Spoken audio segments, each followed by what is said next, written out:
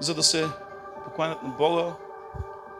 Знаете ли, мястото, църквата, преди да дойде на земята, беше в сърцето на Бог Отец. Амин?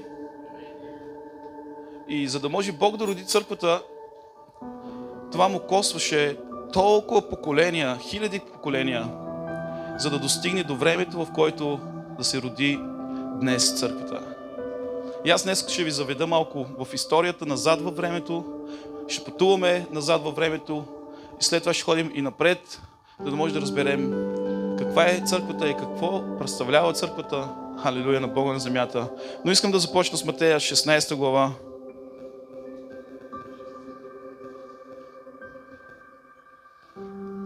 И ще го прочета от 17 стих. Исус в отговор му каза: блажен си, Симон, сине Йонов, защото плът и кръв не са ти открили това, а моят Отец, който е на небесата. И аз ти казвам, че ти си Петър и на тази канара ще съградя своята църква и порти на ада няма да наделеят над нея. Ще ти дам ключовете на небесното царство и каквото вържеш на земята ще бъде вързано на небесата, а каквото вържеш на земята ще бъде развързано на небесата. Амин. Виждаме тук, че Исус говореше със своите ученици и в един момент Той зададе въпрос на тях: кой съм аз? И един от учениците, Петър, се изправи и каза: ти си Христос, ти си помазаника, ти си Месията. И тогава за пръв път в Новия Завет Исус определя църквата и казва: истина ти казвам, плът и кръв не са ти го открили това, но Моя Отец, който е на небесата, Моя Отец, който е на небето, Той ти откри това. И аз ти казвам, че ти ще си първия камък съграден върху тази канара и върху тази канара ще изграда моята църква. Тук за пръв път се споменава името на църква в Новия Завет. Исус за пръв път споменава църквата. И определението на църквата в това, което Бог ще създаде, все още църквата не беше родена на земята. И да беше Исус на земята и да беше събрал 12 апостола, но църквата все още не беше родена на земята, но тя подготвяше, Бог подготвяше структурата на църквата. Амин? И знаете ли, когато Петър го разбра това нещо, той им каза: върху тебе, ти ще си първия камък върху тази канара. И портите на ада няма да наделеят. Амин? Портите на ада. Знаете ли какво означава порта? Порта означава място на царуване, на управление. Там, където просто стои някакъв цар, който някой управлява. Портите означават власт. Портите на ада означават власт и управление. И той казва: портите на ада няма да наделеят над моята църква. Или пък управлението на Сатана и управлението на ада и властта на дявола няма да може да наделее над моята църква. Първото нещо виждаме, че управлението, църквата представлява Божията власт на земята. Църквата представлява Божията сила и управление и влияние на земята. И какво да управлява и в какво да влияе? Да влияе в това, че да управлява портите на ада, да управлява мрака, да управлява земята. Халелуя! И това, което казва Исус на Петър, това, което говориш, това ще стане на небето, и това, което развързваш на земята, това ще се случи на земята. Тук виждаме, че Бог е делегирал голяма сила в устата ти, в твоят език, да можеш да говориш и да декларираш и да изповядваш и да извикваш неща, които не съществуват, да дойдат в реалност. Църквата има такава огромна сила и авторитет, защото Исус я основа. Но църквата все още не беше родена. И затова искам да ви върна малко назад, когато Бог извика Авраам. Колко хора знаят за Авраам? Авраам, който живееше в Ур Халдейски и живееше в място на Месопотамия. Това беше мястото, където са били Ур Халдейски. И един момент, докато той ходеше, Бог му говори и каза: Аврааме, излез от бащиния си дом. И сега ще разберете какво общо има Авраам с църквата. И Бог измежду всичките хора на земята, измежду всичките хора след потопа на Ной, Нали знаем потопа на Ной, когато се случи, тогава всички хора са измерили и остана Ной и синовете му Сим, Хам и Афет. И от синовете на един Аврам излиза потомството на Ной, от един от синовете му. И знаете ли, през това време Бог беше скрит някъде. Бог не беше изявен до това време, докато не дойде това поколение, през поколенията, през синовете на Ной, достигнайки чак до Аврам. И тогава Бог се откри на един човек на име Аврам и му каза: Авраме, излез от бащиния си дом, дома, в който се покланят на тези дървени каменни идоли. И аз ще те направя баща на много народи. Няма да се наречеш вече Аврам, а Авраам, баща на много народи. Амин. Халелуя. Исус каза на Петър: няма да се наречеш вече Симон, който тръстика, а ще се наречеш Петър, който значи канара, камък. Амин. Бог каза на Авраам: няма да се наречеш Аврам, а Авраам, баща на много народи. С тебе ще започне новото начало. Петре, с тебе ще започне новото начало. Започвате малко да хванете, нали? Халелуя. И Бог срещна Авраам. Искам да продължа напред, защото искам да бъда кратък, до 40-45 минути. И Бог видя Авраам, че беше сух и безплоден, и на дълбока старост Бог му обеща да му даде син. И Авраам беше на 90 години, когато Бог му обеща да му даде син. След това минаха 10 години. На 100 годишна възраст Авраам придоби с помощта на Бога син. И името му на сина му беше Исаак. Исаак беше заветният син на Авраам. Исмаил беше синът от слугинята, от рубината, която беше придобил от Египет. Името й беше Агар. И знаете ли, обещанието беше дадено на Авраам и синът му Исаак, а не на Исмаил. Но вижте, когато Бог избра Авраам, какво направи с него най-първо? Може ли някой да каже? Най-първото нещо, което Бог направи с Авраам, той го извика, и Авраам имаше избор да реши дали да се покори на Божия глас или да остане в дома на баща си и да умре с идолите си и с самотата си. Бездетен.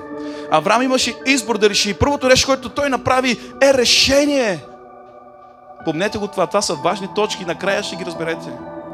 Първото нещо, което направи Авраам, е решение той да откликне на Божият призив. Второто нещо, което Бог направи след решението на Авраам. Вижте, Божието Слово казва, когато правиш една крачка към Бога, Бог прави толкова много крачки към тебе. Авраам каза: да, Господи, и веднага тогава Бог отиде и при него му каза: слушай, Аврааме, аз ще те благословя толкова много, ще включа завета с тебе и никой не ще устои против тебе, ти ще бъдеш баща на много народи, аз ще включа завет с тебе и твоят народ ще бъде като небесните звезди, като морския пясък. Защо? Бог е Бог на завета. Преди Бог да направи нещо с Авраам, той първо включи договор с него, той първо включи завет с него, амин, в основание на неговото решение. И след вече решението му идва завета, и след завета вече идва покорността да следва Авраам Бог. Там, където Бог му казва, амин. И Авраам пътува толкова и Бог му казва: ще дам земята на хайдейците, ханаанците, мястото, където течат мляко и мед. И аз там ще те благословя. И знаете ли какво се случи? Авраам роди Исаак. Бог срещна Исаак. След това от Исаак се роди Яков. Три поколения. Бог премина от поколение в поколение в поколение. За това, което Бог говорил на Авраам. Все още не беше основана държавата Израил. Все още не беше основана нацията Израил. Бог говори на Авраам, но все още Израил я нямаше. Бог говори на Исаак, но все още Израил нямаше. Бог говори на Яков и името му се промени в Израил. Амин. И от чреслата на Яков се родиха 12 деца. Първородният на Яков беше Юда. Вижте, 3 поколения Бог започна да се движи вече. Бог постави завет с Авраам и започна да се движи в евреите. И завета беше, знаете ли какво? Какъв беше завета? обрязването. Някой казва, че обрязването започнало с Мухамед, с мюсюлманите, но не е така.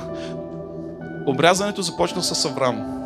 И Аврам не е бил мюсюлманин, Аврам е бил евреен и той се покланяше на Бога, който е единственият. Халелуя! Знаете ли, и когато вече Яков роди 12 деца, 12 синове, Юда беше първородният, халелуя, от Юдовото племе Бог започна да се движи и в дома на Есей от 6 братя се роди един, който се казваше Давид. Амин. Бог се движеше от поколения, през поколения. Бог избра Аврам, основа Израил с 12 сина на Яков. Тогава се основа земята Израил. Продължи, използвайки един от синовете му, първородният. Винаги Бог използва първородните в Стария Завет. От Юдовото племе се роди Давид. И Бог включи завет с Давид. Завет, който му казва, няма да липсва цар от твоя престол. Твоят престол ще бъде вечно, ще продължава да управлява. Твоите деца ще продължават заради тебе, Давид. Заради завета ми с тебе, аз ще благословя синовете ти. И знаете ли, чрез Давид дойде в поколения, хиляди години. Бог премина през поколения, се роди. Бог избра един от Давидовото племе, Йосиф и Мария. Вече и Бог чрез Мария употреби, използва отробата й, за да се роди нашия Господ Исус. Днес ние не празнуваме Рождество Христово, но сме в седмици преди Рождество Христово. И се роди Исус чрез Мария, която беше девица. И баща му беше Йосиф, който не беше земният му баща. Който му беше земният баща.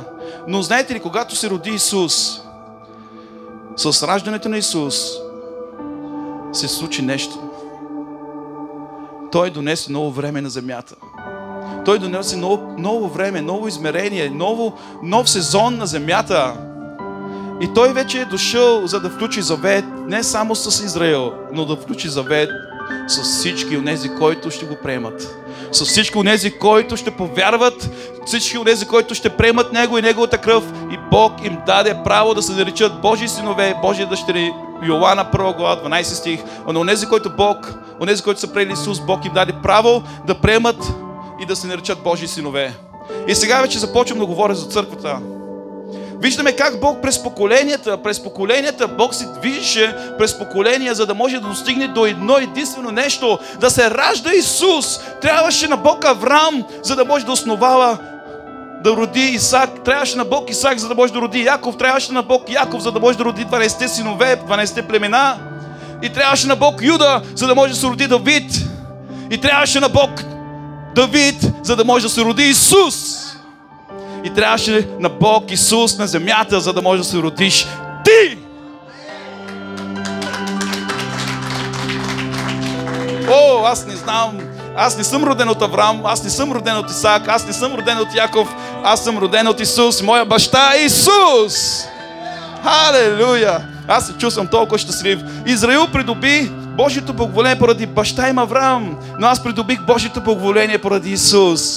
Поради Неговата любов и милост на кръста. Амин. И тук Исус вече идва и расте и отива през Галилейското езеро и докато ходи, той вижда един рибар там, който си крепи мрежите с ладията с баща си и му казва: Симоне, елай ми следвай. И първото нещо, което Симон направи, е решението, както първото нещо, което направи Аврам, е решението. Сега вече схващате. Разбирате ли? И Петър остави, каза всичко и последва Исус. И заедно с него брат му Йоан, Андрей, Яков, Юда, Матей, всичките тези ученици, 12 ученици, които Исус избра и ги извика, и всички те откликнаха на призивът на Исус. И знаете ли какво направи Исус с тях? Завет. Знаете ли кога направи завета с тях? Преди да отиде на кръста, когато се качи на горната стая, когато разчупи хляба, когато даде виното, каза: вземете и яжте, това е моята плът и тази чаша, това вино е моята кръв. Знаете ли, тук Бог включи завет с тях. И църквата все още не беше родена. Но Бог избра 12 души, чрез които Той да ражда църквата. И когато Исус отиде на кръста, когато Исус умря и кръвта на Исус се проля, какво се случи? Завесата на храма се раздря. Стария завет премина и стана ново. И Бог включи нов завет. Обърнете във вашите Библии, че Библията се разделя на две, на Стар завет и на Нов завет. Стария завет е времето на евреите и на Бог Отец, но Новия завет е времето на църквата и на Исус и на Святия Дух. Амин. И в този завет, когато вече Исус дойде и умря на кръста, проля кръвта си и Той идва към тебе и тогава се ражда църквата. Тогава Той роди църквата в Деяните на апостолите, 2 глава, Петдесятницата, когато те всички бяха събрани, както нас, 120 души в една горна стая и те се молиха, халелуя, и внезапно стана шум от небето и Божия дух слезе върху тях. Знаете ли, точно тогава се роди църквата на земята.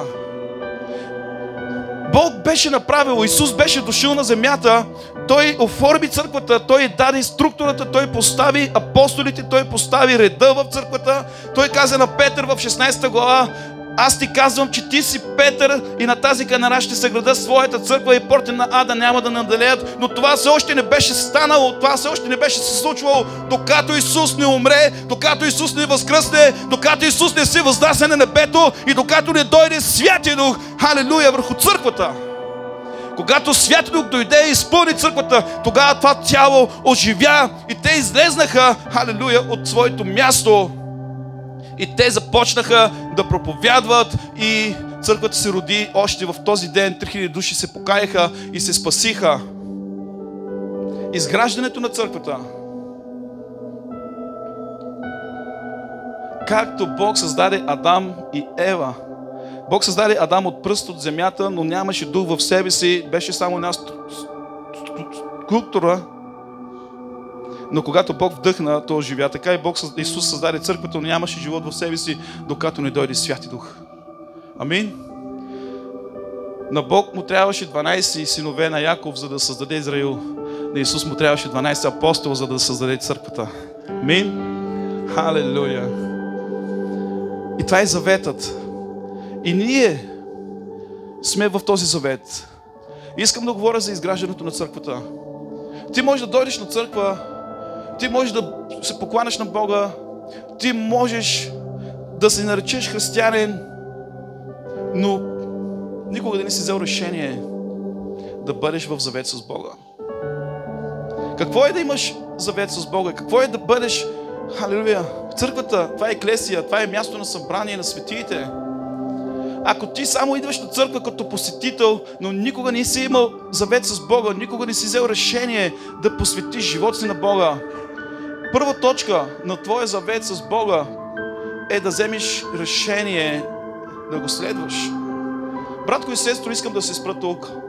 Все още имаш ли в себе си двоемление? Дали да ходиш на църква, дали да не ходиш на църква, дали да си християнин или да не си християнин, дали да се покориш на Божието Слово или да не се покориш на Божието Слово. Все още имаш ли просто в себе си такива мисли с единия крак в света, с другия крак пред Бога? Вижте, първото нещо, което Бог иска с тебе да направи, е да те направи да имаш завет с Него, да взимаш решение и да кажеш: аз взимам решение от тук нататък да бъда в завет с Бога. И завета с Бога, който е, че ти вече се отделяш за Него. Ти вече се отделяш и цяло да бъдеш на Него, да принадлежиш на Него. И знаете ли, когато вече ти влизаш в този завет, ти влизаш чрез Исус. Когато ти се покайваш, ти вече влизаш в завет с Бога. И в този завет означава, че ти вече не си твой. Петър казва: не сме свои, сега сме Негови, изкупени с Неговата скъпоценна кръв. Амин. И затова първото нещо е заветът. Искам да ти кажа, в завет ли си с Бога?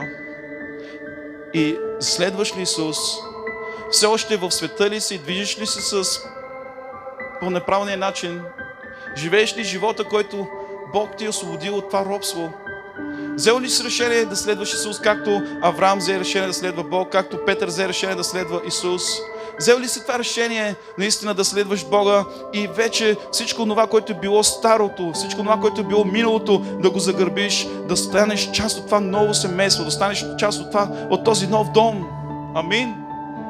Халелуя! И Библията казва, че Исус дойде да съгради църквата. Той основа църквата и Той я съгради. Халелуя! Нека да видим в първо послание на Петър, 2 глава, когато Исус дойде. Евреите не са го познали. Евреите са го отхвърлили.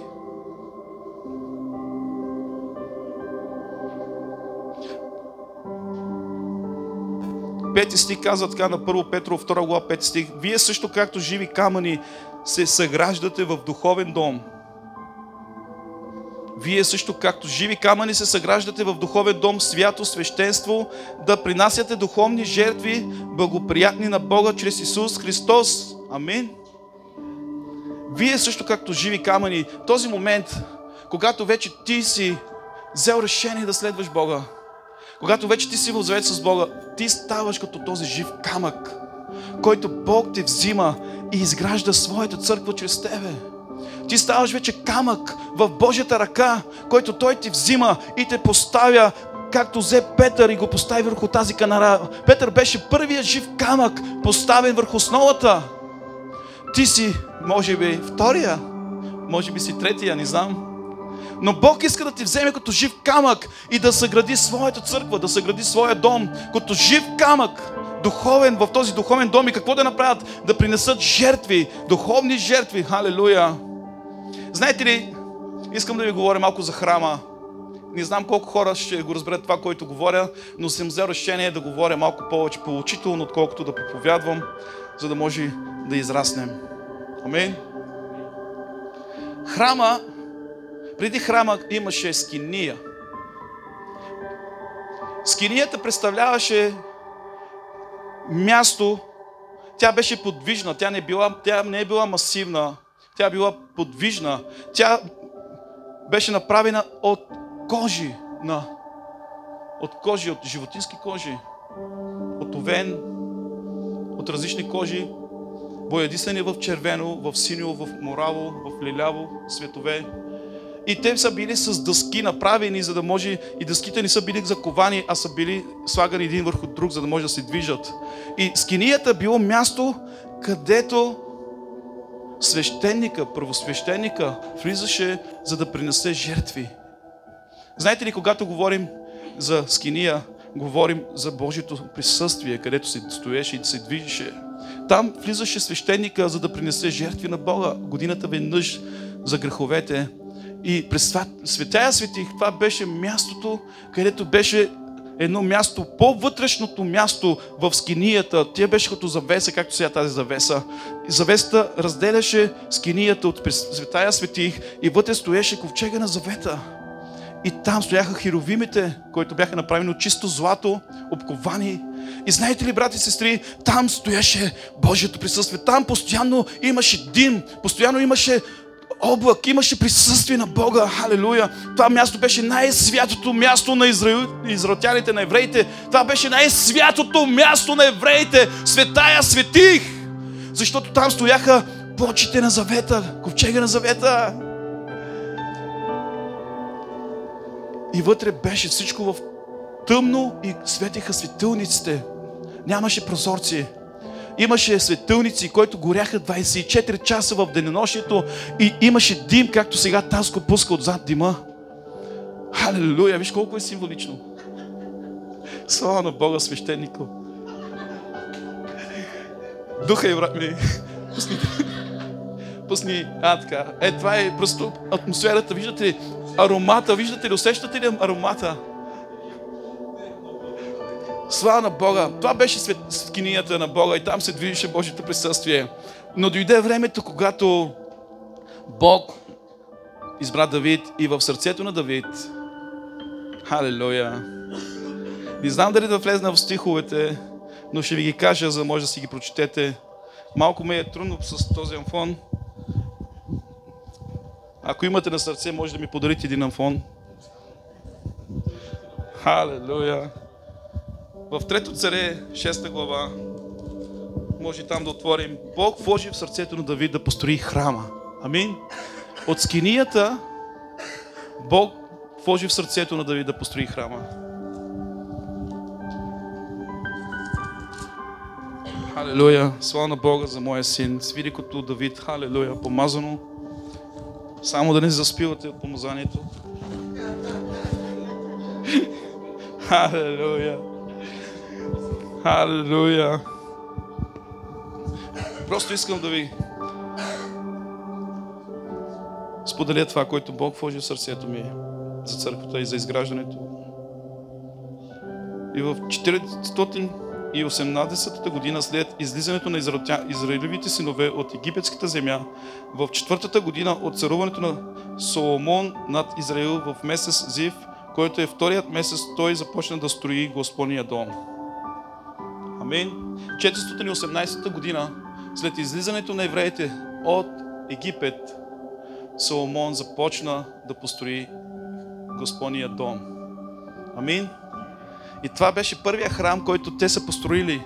Обаче Давид искаше да го построи в Първо Летопици, 28 глава, може да прочетете там цялата глава, и там Давид описва как имаше в сърцето си да построи храма, но Бог му каза: ти няма да построиш храма, защото ти си военен човек, убил си много хора, а синът ти Соломон ще построи храма.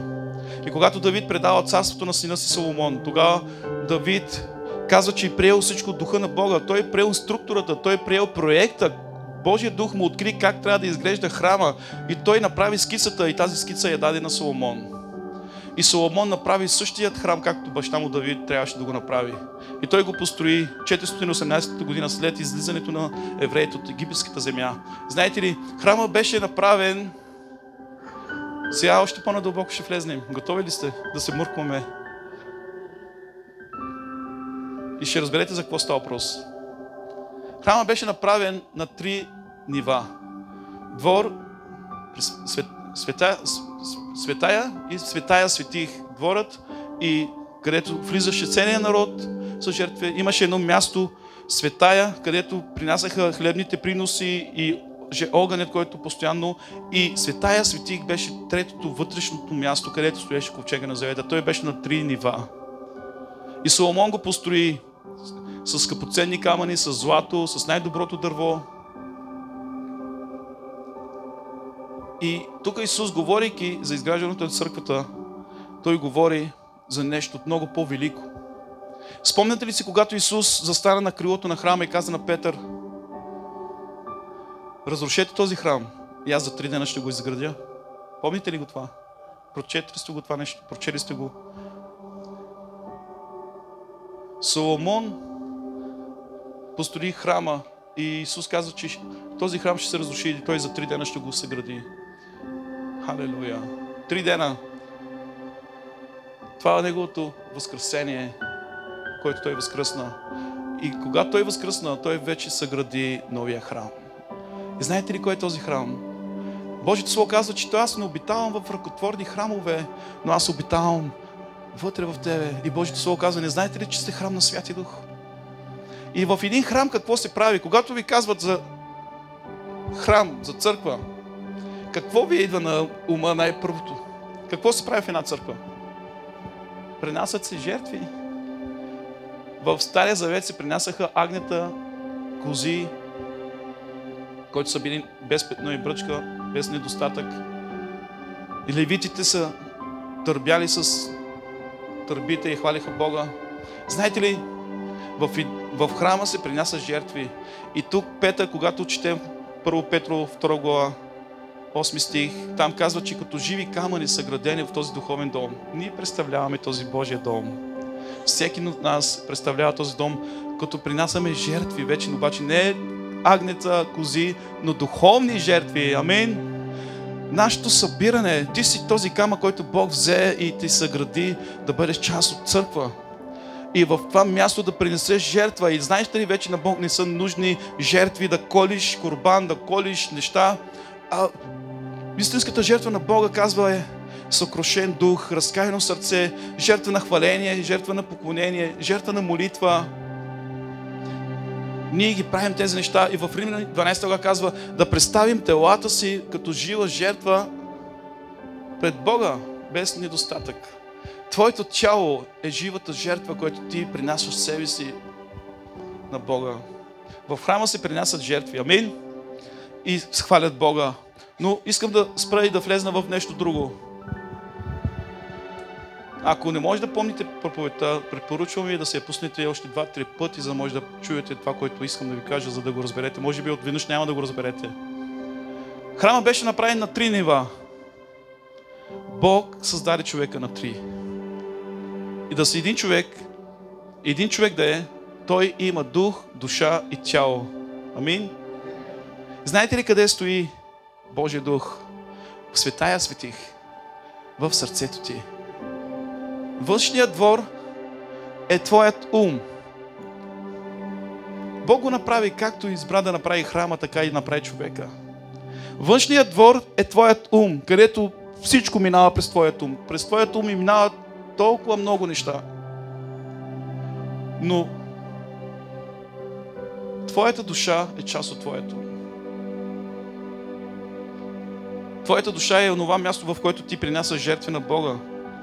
Но Светая светих е твоя дух, където ти допускаш Исус. Той е първосвещеника. Амин. Евреите казват, че Исус е първосвещеника, който веднъж завинаги принесе жертва и се възцари и седна отдясно на Бога. Знаете ли, само Исус има право да седне в твоето сърце и Той да влезне в Светая светих. Никой друг.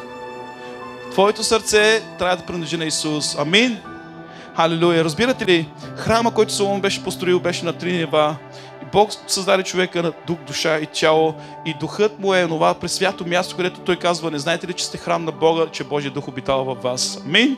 Може да дадем слава на Бога. Халелуя. Слава да бъде на Исус.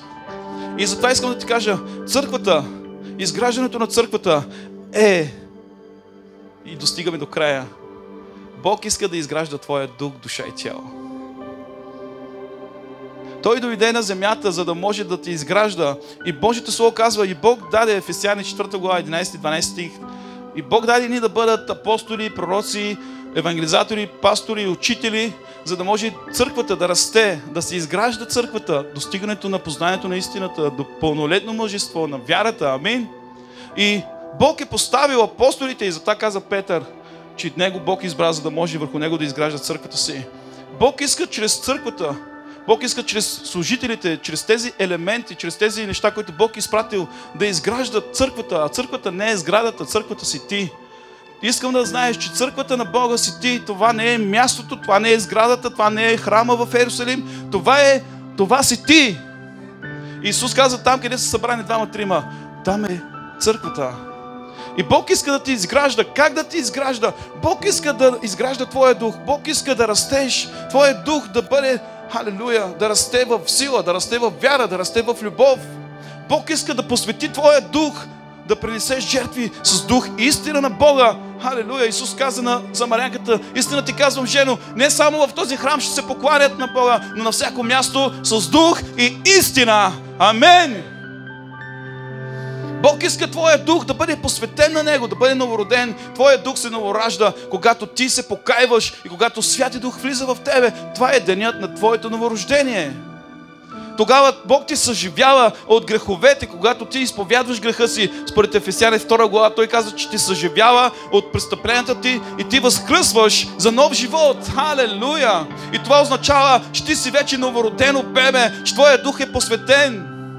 И това, което Бог иска да направи, да те изгражда, Бог иска ти да растеш. Как да растеш? Как да растеш? Как да бъдеш този жив камък, поставен в този духовен дом, като започнеш да четеш Божието Слово, като започнеш да размишляваш върху Божието Слово, като започнеш да се молиш, като започнеш и взимаш решение да следваш Исус.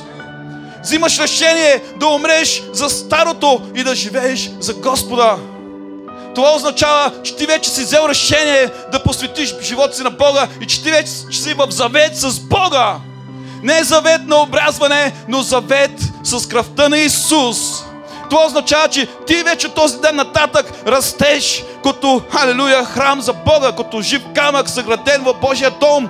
Ти вече си в дома на Бога, халелуя, за да принесеш жертви. И твоят дух е възкресен и новороден. Това ново сърце вече има взаимоотношение с Бога. Това ново сърце вече има контакт с Бога. Ти вече не си роб, ти вече не си странник, но ти си вече дете на Бога. И Божия дух живее вътре в тебе. И Бог го направи това, знаете ли, за да достигне точно до тебе. Бог премина през Авраам, Бог премина през Исак и Яков, Бог премина през Юда, през Давид и достигна до Исус, за да може да се раждаш ти. И Бог да има взаимоотношения с тебе. И Бог да изгражда тебе като жива църква. И портите на Сатана да не наделеят на тебе. Портите на ада да не наделеят на тебе. Портите и властта на дявола да не може да устоява срещу тебе. И той казва: ето давам ти сила и власт. Да настъпваш върху змии и скорпи и нищо няма да те повреди. И той каза на кръста: свърши се. Знаете ли, много пъти ние тълкуваме думата свърши се с много начини, по който Бог ни открива, но искам днес да ти кажа един друг ъгъл, който Бог ми дава. Той каза: не на тебе свърши се. Той каза на Сатана: Сатана, свърши твоето управление на земята. От тук нататък моята църква ще владее над земята.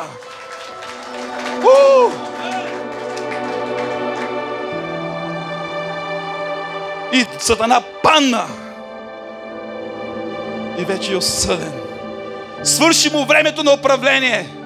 Бог е поставил тебе като църква, град поставен на хълм да управляваш. Бог е дал авторитет и сила на своята църква да владее, да управлява, да бъде глава, а не опашка. Да бъде отгоре, а не отдолу. Исус каза: това, което аз правих, ще правите по-велики дела от мене. Защото си вече дете на Бога и си завет с Бога. Защото вече си част от този духовен дом. Не този дом, който Соломон построи, но този дом, който Исус построи. Като взе Петър, като взе Яшар, като взе Ведат, като взе Гочето, като взе Иваско, като взе Таско, като взе всички нас, като взе брат Муса. И каза: ти ще бъдеш поставен в този духовен дом. И порти на ада няма да наделеят над моята църква. Взел ли си решение да кажеш да на Бога? В завет ли си с Бога? Ако искаш Божиите благословения и ако Божиите благословения не са актуални за тебе, ако не работят за тебе, това значи, че има причина. И за това, че просто ти не си в завет. Бог заради завет си с Давид, който беше включил и след неговата смърт продължаваше да благославя Израил. В заветът има обещания. Халелуя! И ето ще благословя Второзаконие 28 глава. Ще бъдеш глава, не опашка. Народите ще дойдат при светлината ти. Ще даваш назаем, но няма да взимаш. Ще благословя плодът на утробата ти. Благословенията, дадени на Авраам, Галатяни 5 глава, 4 глава, да дойдат чрез неговия потомък върху нас. И неговия потомък не е Исак, а Исус. Ние чрез Исус придобихме Божието благоволение, а не чрез Исак. Амин. И затова, че и благословенията, които са дадени на Авраам, да идват върху нас чрез завета на Исус с нас. Амин. Затова, че ако си със завет с Бога, ти си вече в дома на Бога и ти си този жив камък, който растеш. Халелуя! И твоята душа изгражда. Бог иска да изгражда църквата си. В какво да изгражда църквата си? Нека да отворим в 1 Коринтяните и мисля с това да завърша. Не знам колко минути. Трябва да сложим един часовник отзад. Халелуя! Колко минути имам още? Халелуя! Слава да бъде на Бога. Амин.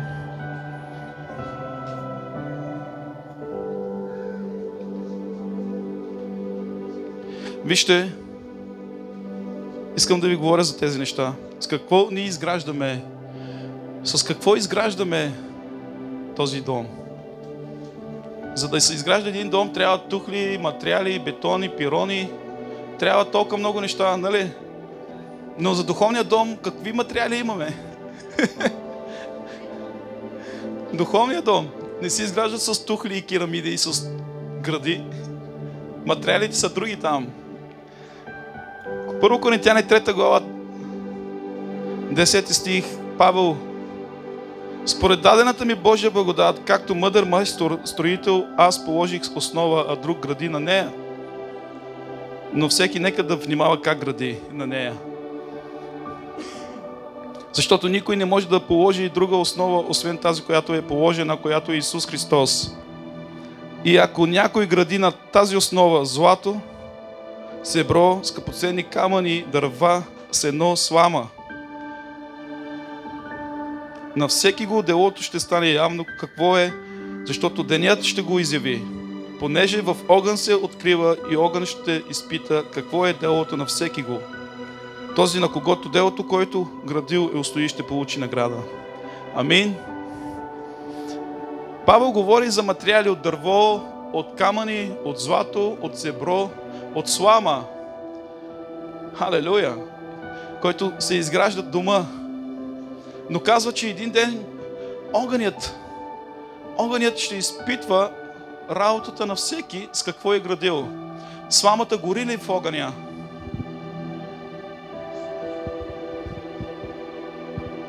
Златото гори ли в огъня? И от златото остава само чисто, примесите горят. Камъка гори ли в огъня? И Исус казва, че ние сме тези духовни камъни, които се изграждаме в този духовен дом.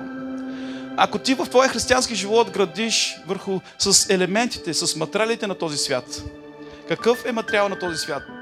Лицемерие, надменност, гордост, себролюбие, завист, горчивина, непростителност. Толкова много неща може да изброим. Ако се опитваш твоя християнски живот да го изградиш с тези материали, взимайки от света, искам да ти кажа, че един ден ще изгори всичко и няма да получиш награда. Но ако градиш с материалите, които идват от небето, който Бог ти е дал. Чуйте това слово, брати и сестри, това толкова е силно, това послание за тебе. Ако ти градиш своя християнски живот и се изграждаш в Божия дом, като жив камък, изграждаш умът си с Божието Слово, това е материалът, който Бог ни даде. Изграждаш духът си с духът на Бога. Това е изпратено от Бога, за да ни помогне, за да ни подготви, за да ни изгражда. Материалите са Божието Слово, Божия дух, молитвата, любовта, вярата, истината, чистотата, светостта, халелуя, простителността. Тези неща не горят в огъня. Тези неща не могат да горят. И ти ще устоиш и ще градиш своя дом. Исус ще ти изгради в тези неща. И един ден, и огънят да дойде върху тебе, този огън ще те направи много по-чист. Знаете ли, и тогава ще получиш награда. И Павел казва, вярата опазих, попрището свърших, от днес нататък за мен се пази венецът на живота. И той, за който стоят, ще царуват с Бога. Бог е дошъл и преминал през толкова поколения, използвайки Авраам, Исак, Яков, Юда, Давид, и се роди Исус, за да може днес ти да се родиш. И Той иска да ти изгражда като духовен дом, да бъде жив камък, но има точки за решение да скъсаш с стария си живот, да влизаш в завет с Бога и да следваш Бога. Искам днес да ти насърча и може просто да се справим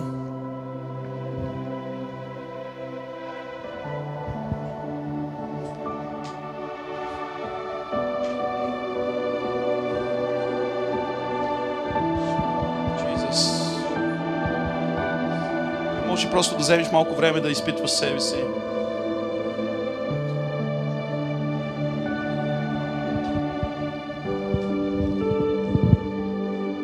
Искам да се зададеш въпроса, дали си само посетител, дали просто само идваш на църква, но нямаш взаимоотношение с Бога и не си взел решение. Дали си в завет с Бога. Искам просто да си зададеш въпроса, какво правиш в църквата? Жив камък ли си? Част от този храм ли си? Или просто идваш само на църква, заради може да получиш нуждите си? Тази вечер Бог те призовава ти да помислиш и да вземеш решение. Както Петър се покори на Божия глас и го последва. Готов ли си да следваш Исус от днес нататък? Да скъсаш със света и със светските неща? Да отделиш живота си за Бога? Да бъдеш съграден върху този дом като жив камък?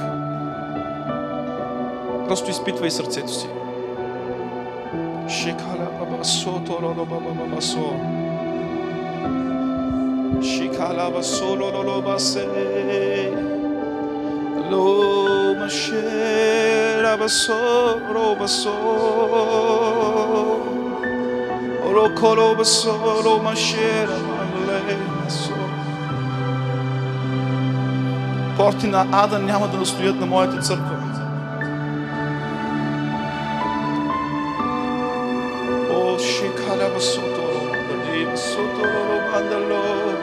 Просто се моли, ако има нещо в тебе, кажи на Господа, изповядвай го на Бога и вземи решение да бъдеш част от Неговото царство.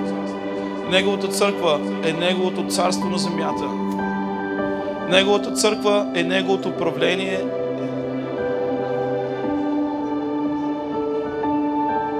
Бог избра Авраам и го благослови толкова много, че да бъде за благословение. Да бъде за благословение. Да не бъде човекът, от който той има нужда, а да бъде човекът, който той е нуждата за тези, които се нуждаят. То е разрешението на нуждата. Бог иска да ти направи като Авраам. Толкова много да те благослови, че да бъдеш за благословение за хората на тази земя. Той не иска ти да бъдеш в езерото, който се дави, за да вика за помощ, но Той иска да бъдеш на брега, който да помагаш на хората да излизат от брега, да излизат от езерото. Халелуя! Бог направи Авраам за благословение и Бог иска да направи теб за благословение. Той иска ти да бъдеш нуждата, от който хората да дойдат пред тебе и ти да бъдеш за благословение за тези хора. Ти да управляваш, ти да владееш, ти да царуваш в името на Исус. Авраам беше благословение за народите. Църквата трябва да бъде благословение на земята за народите. Църквата трябва да бъде мястото, в което народите да дойдат, хората да дойдат и да познаят Бога. Църквата е място, където хората идват, за да могат да имат среща с Бога. Тя е вратата към небесното царство. Исус е основал църква и чрез църквата хората да познаят истината и да достигнат до спасение. Аз ти насърчавам тази вечер, в този ден, в тази сутрин, да вземеш решение, да влезеш в завет с Бога, да посветиш живота си на Бога, за да бъдеш съграден като този духовен дом с тези духовни камъни. Господи, Татко, моля те, докоствай, благославяй. Шераба суроколова бабасо. Рлеби кандалова сурлеби шерлаба кирибасо. В името на Исус те моля, нека това послание сега, нека това слово да влезне в сърцата ни, да влезне, Господи, дълбоко в нас. И нека тези, които все още нямат завет с Тебе, все още не са влезнали в решение и в завет на посвещение, да бъдат, Господи, днес да влезнат в завет с Тебе и да бъдат част от този дом, да бъдат част от този духовен дом в името на Исус, в мощното име на Исус. Шикарабасо тороророробасо. Боже, аз се моля за всеки един мой брат и сестра на това място да бъде, Господи, да бъде, Татко Небесен, този камък, който Ти взе и постави върху канарата. А Ти си канарата, Исус. И ние сме тези камъни, които Ти изграждаш върху тази канара. И Павел казва, като изкусен строител, аз положих основа, която е Христос. И всеки да внимава как гради. Халелуя! Нека да градим върху тази основа, Татко, който Ти си ни дал. Благослови църквата си, благослови църква Христос за всеки. И аз те моля за изграждане на частите, изграждането на тялото, като живи камъни в този духовен дом. Нека всеки да намери мястото си в дома, всеки да намери мястото си, Господи, в тази църква. И аз моля, ако има хора, които все още не са взели решение, те моля Ти да ги докоснеш, Ти да им се откриваш, както се откри на Авраам. Боже, моля Те, откри им се и нека всеки от нас да вземе решение от днес нататък да бъде в завет с Тебе. В името на Исус. В името на Исус. Халелуя. Амин. Нека да им слава на Бога.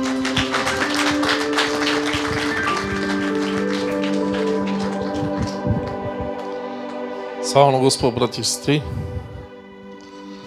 Радваме се наистина днес всички заедно да сме в новата сграда.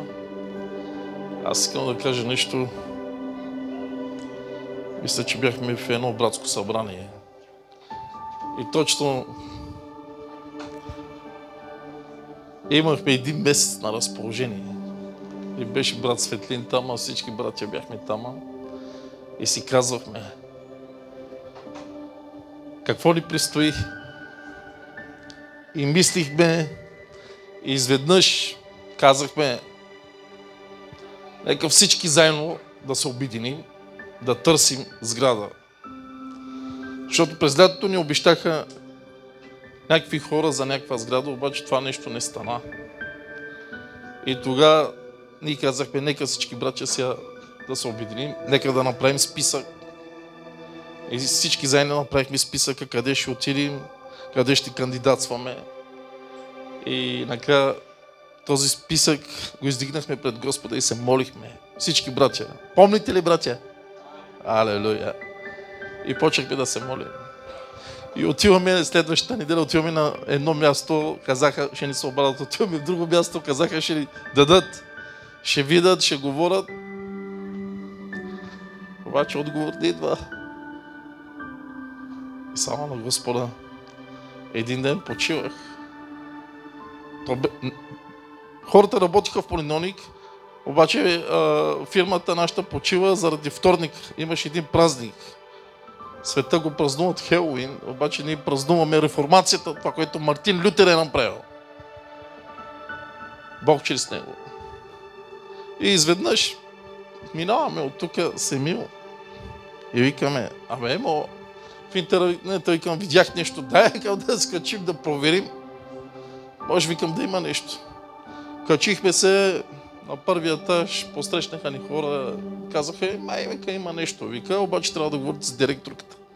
И тогава казахме на Светлин, на братчета, трябва, вика, в Светлине да си заемиш.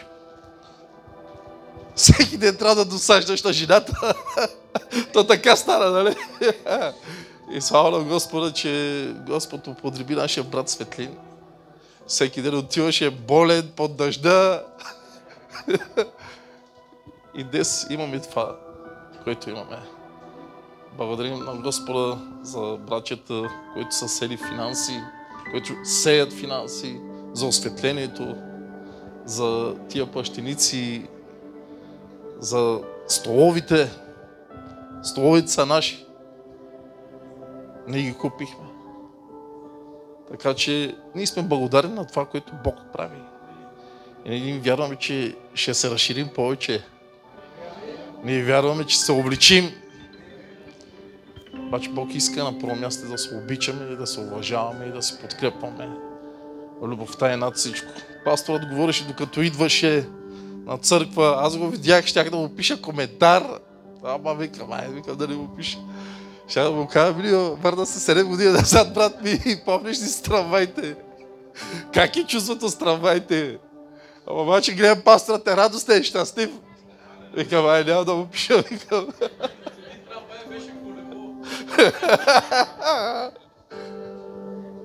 Слава на Господа за всички тия преживявания, които имаме. Благодарим на Господа. И докато той минаваше, той видя джамията. Алелуя. Днес сме ние тук. Джамията е отсреща. Искам да ви кажа, ние не воюваме по път, не говоря плътско, религиозно ли сме християните, са мюсюлмани. Не. Ние знаем в кого вярваме. Ние знаем, че Исус Христос ни е дал вечен живот. Исус Христос ни е освободил от греха веднъж за винаги. Така че ние вярваме в нашата надежда. Че Исус Христос е нашата надежда и нашия живот. Така че бъдете благословени, брати и сестри. Искам само да кажа в сряда, нали, Мичо? Ще имаме молитвен час.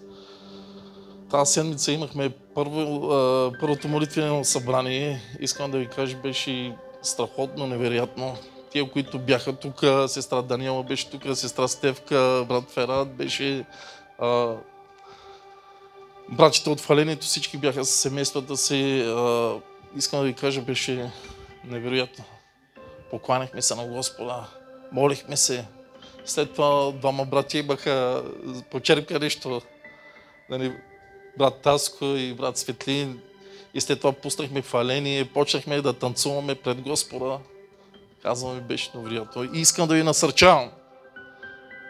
Ако сте свободни и имате време, заповядайте.